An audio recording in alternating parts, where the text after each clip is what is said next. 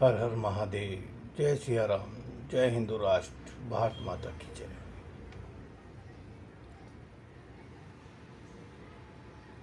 अभी कुछ समय पूर्व दुखद संदेश मिला है। हमारे हिंदू महासभा के कर्नाटक प्रदेश अध्यक्ष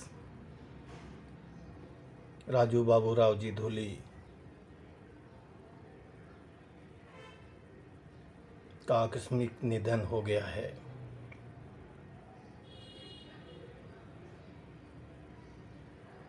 कहा जा रहा है कि वह भी कोरोना के शिकार हो गए हैं, कोरोना के षड्यंत्र में बलिदान हो गए हैं। भगवान भोलेनाथ से प्रार्थना करता हूं कि उनके परिवार को शक्ति दे। राजू बाबूराव जी धूली की आत्मा को मुक्ति प्रदान करें, शांति प्रदान करें, चरणों में स्थान प्रदान करें।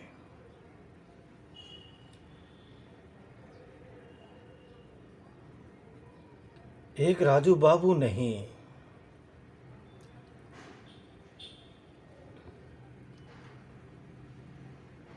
इनके लिए विशेष इसलिए बोला, कल रोहित सरदाना के लिए विशेष इसलिए बोला। इनसे कुछ घनिष्ठ था, कुछ अपनापन अधिक था, लेकिन मेरे सनातनी हिंदू योद्धा, हिंदू भाई प्रतिदिन हजारों की संख्या में जा रहे हैं। पिछले 2-3 दिन से ऐसे ऐसे संदेश आ रहे हैं, समाचार आ रहे हैं, वीडियो क्लिप्स आ रही है, तो ये बड़े बड़े चैनल वाले दिखाने की औकात नहीं है। वो छोटे छोटे यूट्यूब चैनल दिखा रहे हैं। इन बड़े चैनल वालों के तो मुझे लगता है कि सब कुछ बिक चुका है। ये बिक चुके हैं, इनकी आत्मा बिक चुकी है, इनके माँ बाप बिक चुके हैं।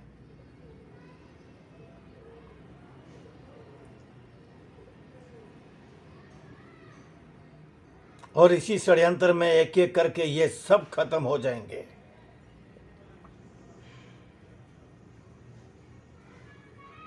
और तब बोल के क्या होगा जब देर बहुत हो जाएगी।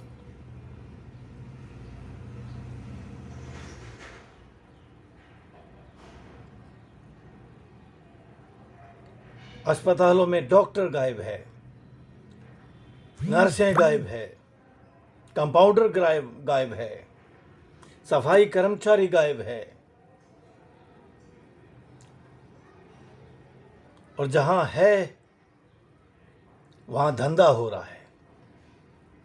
मुश्किल से 10%, 15% अस्पतालों में कुछ देखभाल हो रही है, कुछ सार संभाल हो रही है या उपचार हो रहा है।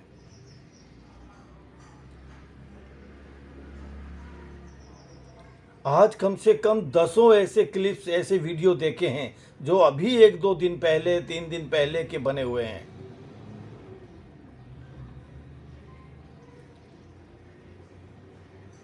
जहां बेड खाली पड़े हैं, 2-2 दिन हो गए, बेड के ऊपर लाशें पड़ी है, कोई देखने संभालने वाला नहीं है। अस्पताल के हर कोने में कचरों के ढेर लगे पड़े हैं। वहां के बाथरूमों की ऐसी हालत हो रही है कि किसी की वहां जाने की हिम्मत नहीं हो रही है।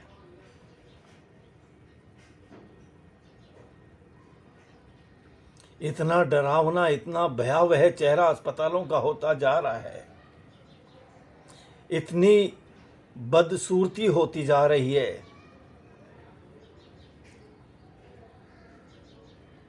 और इतना सब कुछ देख करके भी ये सरकार हाथ पे हाथ धरे बैठी है। इन सभी अस्पतालों को, विशेषकर सरकारी अस्पतालों को,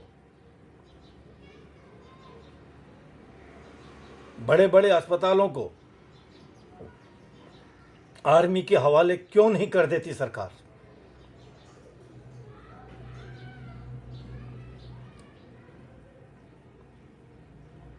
देश की और व्यवस्था ऐसी नहीं देखी जा रही।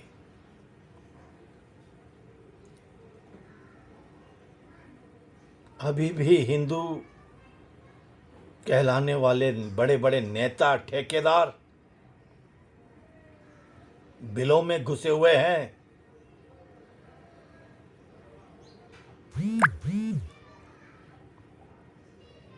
जो सरकार को, बड़े बड़े राजनेताओं को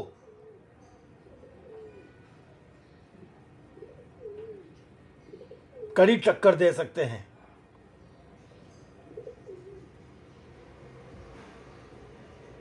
समाज के अंदर उनका बहुत बड़ा रुतबा है। लेकिन देख रहा हूं पिछले 15-20 दिनों से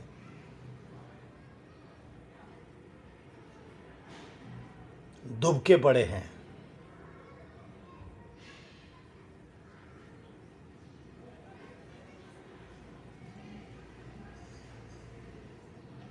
फिल्मी दुनिया के लोग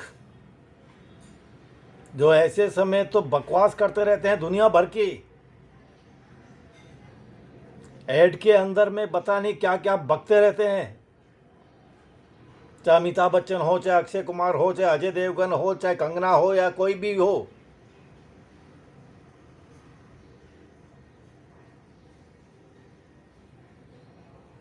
अब क्यों नहीं आ रहे आगे?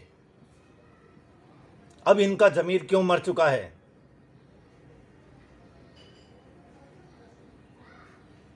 आम जनमानस की सेवा के लिए, गरीब लोगों को, मध्यम वर्ग लोगों को मदद करने के लिए हर महानगर में ऑक्सीजन का जो षड्यंत्र रचा जा रहा है,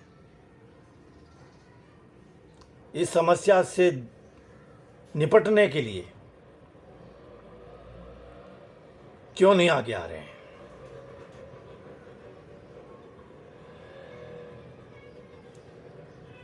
मध्यम वर्ग परिवारों को तो आगे आना नहीं, सरकार आने दे रहे नहीं। गरीब के पास शक्ति नहीं, शक्ति है जो अभी ज्वालामुखी का रूप धारण करेगी, वो फिर सरकार नहीं सहन कर पाएगी। शायद सरकार वही देखना चाहती है।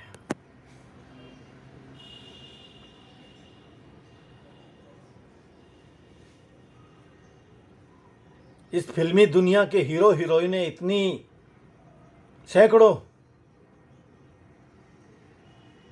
जिन्होंने इस देश से, इस समाज से हजारों करोड़ रुपया कमाया है,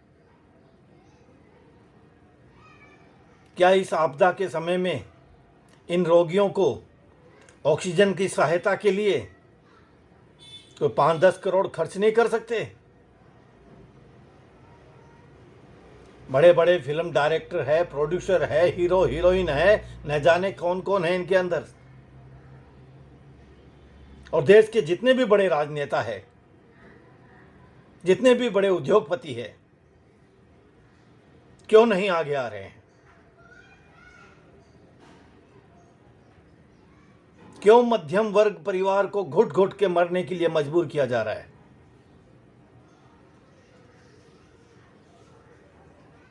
क्यों जानबूझ के मीडिया के माध्यम से कुछ चुनिंदा शमशानों की ही वीडियो बनाकर डाली जा रही है?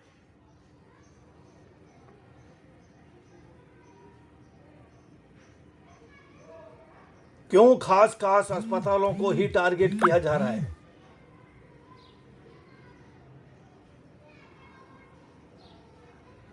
₹1500 का सिलेंडर 40,000, 50,000, 60,000। कहां गई वो ऑक्सीजन जो इतने देशों से आई है? कहां गया देश का भंडार? और ये 20-25 लाख रोगियों के अंदर ये सरकार की हालत है। यदि ये 1 करोड़ की संख्या हो जाए तो सरकार किस बिल में घुसेगी?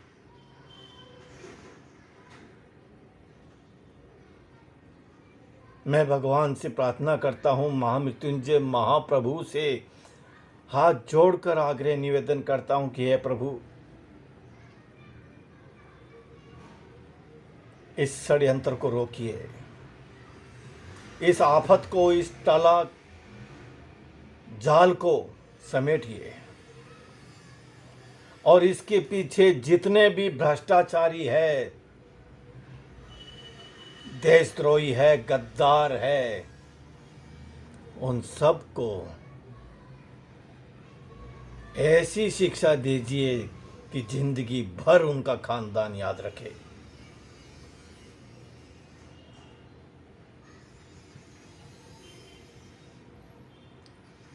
मैं देश के समस्त कर्णधारों को, समस्त सनातनी योद्धाओं को, सनातनी भाई बहनों को आग्रह कर रहा हूं कि थोड़ा बहुत यदि कुछ ऐसी आपको परेशानी हो रही है तो अस्पताल ना भागें, आयुर्वेदिक वैद्याचार्य से परामर्श लें और कुछ सामान्य उपचार आप घरों में ही कर सकते हैं। घबराएं नहीं, डर बिल्कुल भी ना बढ़ने दें, बिल्कुल भी ना डरें। हल्दी का दूध उकाला, सुबह सुबह गुनगुना पानी पीकर 2 पीस 3 पीस आंवले का मुरब्बा, गौमूत्र अर्क सुबह सुबह पानी में और शाम को सोते समय, संभव है तो तीनों समय भी ले सकते हैं, अवश्य लें। केमिकल युक्त जो भी आहार आप खा रहे हैं उसका बहिष्कार करें। हरी सब्जी, फल फ्रूट, इसका सेवन करें। दिन में दोपहर के समय 2 बार 3 बार, घंटा 2 घंटा छोड़ करके नींबू पानी का सेवन अवश्य करें।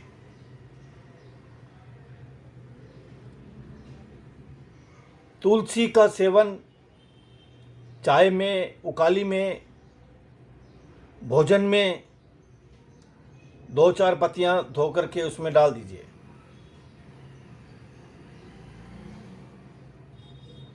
और सभी लोगों के लिए, सभी सनातनियों के लिए मैं एक हेल्थ टिप्स दे रहा हूं। थोड़ा सा तकलीफ हुआ, अस्पतालों की तरफ मत भागिए, घबराहट बिल्कुल भी ना आने दीजिए। मैं खुद कल महसूस किया हूं, 2-3 दिन पहले भी महसूस किया, हफ्ते भर पहले भी महसूस किया।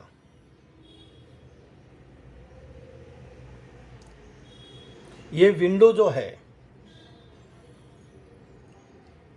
ये कल शाम को मैं बंद कर रहा था दिन अस्त होने के बाद में, तो इसमें मुझे करंट का झटका लगा। 3 दिन पहले भी ऐसा मेरे साथ हुआ। इससे ये कंफर्म हो गया है कि 5G का रेडिएशन आदमी को अट्रैक्ट कर रहा है, परेशान कर रहा है, और उसकी वजह से आदमी की रोग प्रतिरोधक क्षमता जो है वो काम कम कर रही है। जिसका इम्यूनिटी सिस्टम डाउन है, जिसका शरीर मजबूत नहीं है रोगों से लड़ने के लिए, वह इससे अट्रैक्ट हो रहा है।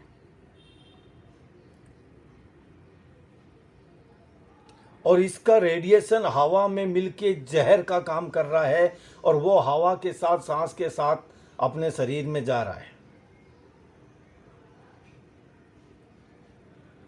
ये बड़े षड्यंत्र के तहत हो रहा है और अलग अलग जगह पर, अलग अलग ठिकाने से हो रहा है। कभी उस क्षेत्र में, उस टावर में कर दिया, कभी उस टावर में कर दिया, कभी उस टावर में कर दिया, कभी उस टावर में कर दिया। जागो देशवासियों, जागो सनातन प्रेमियों, जागो सनातन योद्धाओं।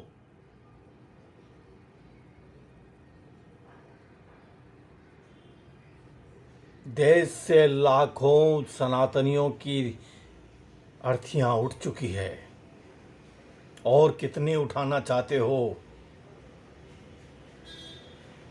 हजारों घरों से किसी का 1, किसी के 2 खत्म हो चुके हैं।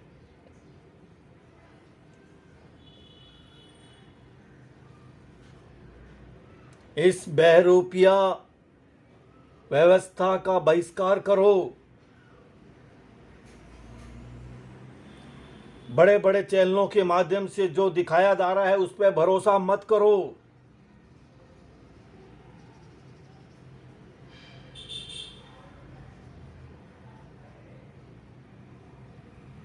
जो सच्चाई है, जो हकीकत है, वो सब सामने आ रही है, सब महसूस हो रहा है, सब दिख रहा है। उसके बाद भी चुप रहना, मौन रहना कायरों की निशानी है।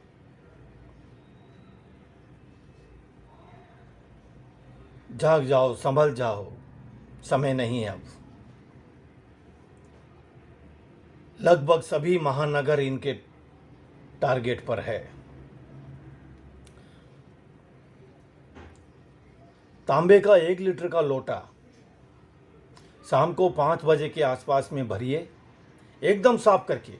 उसके अंदर कोई भी काई नहीं जमनी चाहिए, कोई भी जो हरा हरा नीला नीला जो कार्बन होता है वह बिल्कुल नहीं होना चाहिए। एकदम अंदर से साफ करके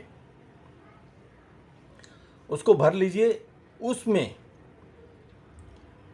लगभग 15 तुलसी के पत्ते अच्छे से धो करके हाथ में रख के अच्छे से दोनों तरफ से उसके ऊपर जो धूल वगैरह हो, कुछ कार्बन डाइऑक्साइड जो होता है वो सब पत्तों के ऊपर से हट जाए, वो धो करके उस तांबे के लोटे में डाल दीजिए। तांबे का लोटा ऐसी जगह रखना है जहाँ लकड़ी की टेबल हो, लकड़ी का स्टूल हो, लकड़ी का पाटा हो, कुछ भी। रात भर उसे ढक के रखिए। दूसरे दिन सुबह 6 बजे से घर के जितने सदस्य हैं पहला 1-1 घूंट बिना कुछ खाए पिए ले लीजिए, सिर्फ 1 घूंट।